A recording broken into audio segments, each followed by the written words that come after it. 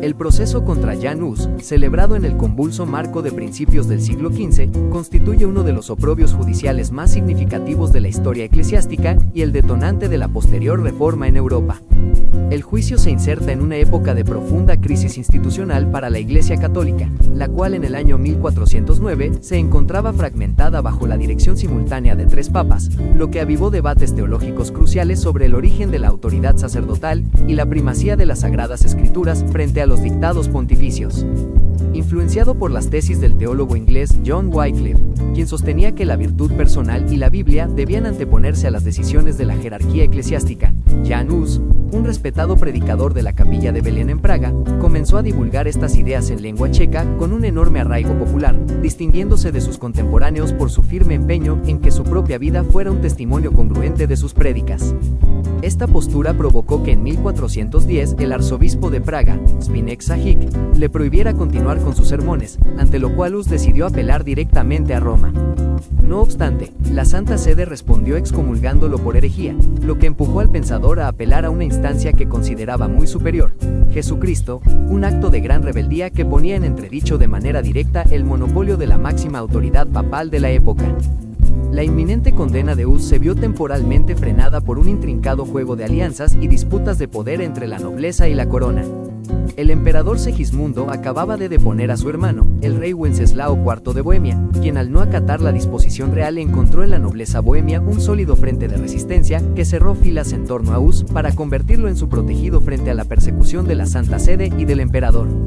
Sin embargo, la inquebrantable honestidad intelectual de Hus impidió que actuara con conveniencia política. En sus sermones comenzó a denunciar abiertamente las corruptelas del propio rey Wenceslao IV, en particular la lucrativa venta de indulgencias papales que el monarca utilizaba para financiar su reino explotando la superstición y buena fe de la gente. Esta valiente denuncia de los abusos de sus protectores deterioró su posición en la corte, haciendo su situación en Praga insostenible y obligándolo a huir de la ciudad en el año 1412, tras haber ejercido como confesor de la reina y rector de la universidad. 2 años después de su huida, Hus aceptó la invitación de acudir al Concilio de Constanza bajo la promesa de un salvoconducto imperial otorgado por el emperador Segismundo, con el sincero deseo de debatir y defender públicamente sus posiciones teológicas. Sin embargo, apenas pisó Constanza fue arrestado bajo el cargo de herejía, dando inicio a una serie de interrogatorios donde se le incriminó no por sus críticas al papado, sino por adherirse a las tesis de Wycliffe que condicionaban la legitimidad de la Iglesia a su apego a las enseñanzas evangélicas. Hus se defendió argumentando que jamás había rechazado la autoridad de la Iglesia Católica, pero insistía en que ésta solo era válida si emanaba directamente de los preceptos de la Biblia, lo que resultaba inadmisible para una jerarquía que usaba las Escrituras de manera acomodaticia para justificar el poder temporal de prelados y reyes. Aunque el emperador Segismundo inicialmente exigió que Hus fuera escuchado para no indisponerse con los nobles de Bohemia, cuyo reino heredaría eventualmente, el propio Hus terminó de sellar su suerte al declarar con firmeza en las audiencias públicas de junio de 1415 que un soberano en pecado mortal no era legítimo, lo que convenció al emperador de retirarle todo respaldo. De este modo, las audiencias del proceso se tornaron en una farsa judicial ajustada al formalismo del derecho canónico, donde no existió espacio para la discusión ni el diálogo, limitándose el tribunal a exigir de manera intransigente un sí o un no a su sumisión y retractación.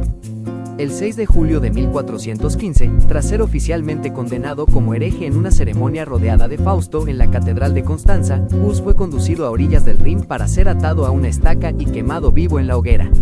Ante la última oportunidad que le brindaron sus verdugos para abjurar de sus enseñanzas y salvar su vida, el reformador se negó rotundamente reafirmando que no era un hereje sino un fiel cristiano que había cumplido con su deber ante Dios, muriendo mientras rezaba con una impecable entereza y honestidad. La muerte de Hus, lejos de sofocar la disidencia, encendió en 1419 el levantamiento de la nobleza bohemia, conocido como el movimiento husita, el cual se convirtió en el antecedente directo de la Reforma protestante, que un siglo más tarde encabezarían figuras de la talla de Martín Lutero, Ulrich Zwinglio y John Knox en toda Europa. A pesar de que los prelados conciliares ordenaron destruir todas sus pertenencias y arrojar sus cenizas al río para evitar que se convirtieran en reliquias, el legado de Hus sobrevivió como un símbolo de la libertad de conciencia y de resistencia ante la hipocresía de los poderosos que explotan la ignorancia de los pueblos. Tuvieron que pasar más de 4 siglos para que en 1999 la Iglesia Católica reconociera la validez histórica de su figura, a través de las disculpas ofrecidas por el Papa Juan Pablo II durante el jubileo del año 2000, se enmendara tardíamente este atropello al libre pensamiento.